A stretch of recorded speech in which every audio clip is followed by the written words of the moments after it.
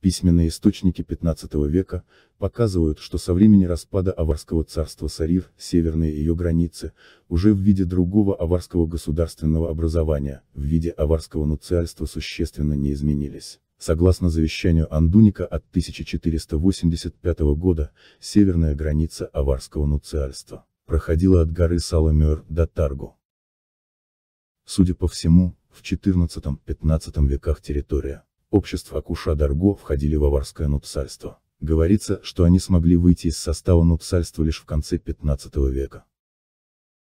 До нас дошел замечательный памятник аварии, написанный по-арабски в 1485 году Али Мирзо из аула Анди. Это завещание аварского нуцала Андуника, сына Ибрагима, наследнику престола, Булач-Нуцалу. Списки памятника были известны еще в XIX веке, но подлинник его был обнаружен только в 1941 году в Хунзахе.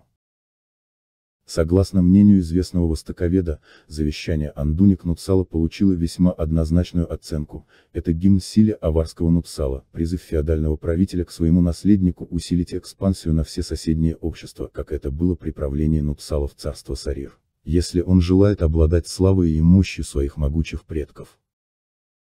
Составлено это завещание визирем Кади Али Мирза из Анди, во время собрания владетелей на Андийской горе в 1485 году. Завещание Андуника уникально еще и тем, что это единственный для своего времени программный документ такого рода и уровня в целом на Кавказе. Это говорит как об уровне политической культуры и государственного строительства в аварии в XV веке, так и о кругозоре нуцала Андуника и Кадия Али Мирзы Андийского, занимавшего фактически второй по значимости и влиянию политический пост в аварском государстве.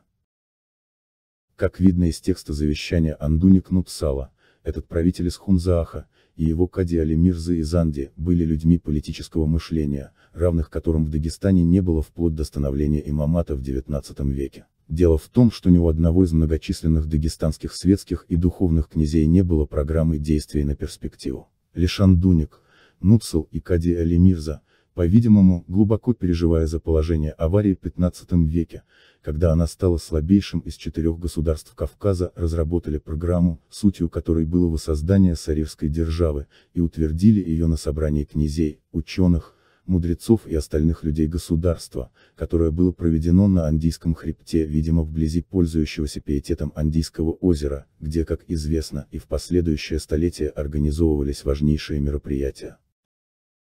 Дальновидная политика аварского нуцала Андуника I заметно прослеживается в его заключительных словах, обращенных к своему наследнику Булач-Нуцалу. Если ты думаешь быть амиром, подобным нашим храбрым предкам, то старайся переступить через существующие границы, а от своих земель не оставляй другому князю даже пяди.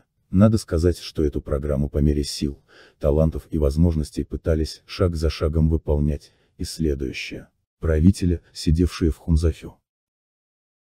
Такие, казалось бы, экспансивные настроения правителей аварского дома в столице Хунзах были не безосновательными, так как правители аварии лишь стремились вернуть в пределы законных границ аварии те земли, которые были у аварского царства Сарир с V по X век. А это земли от реки Йори до Каспийского моря, с одной стороны, и от Аланских ворот до Шамахи с другой стороны.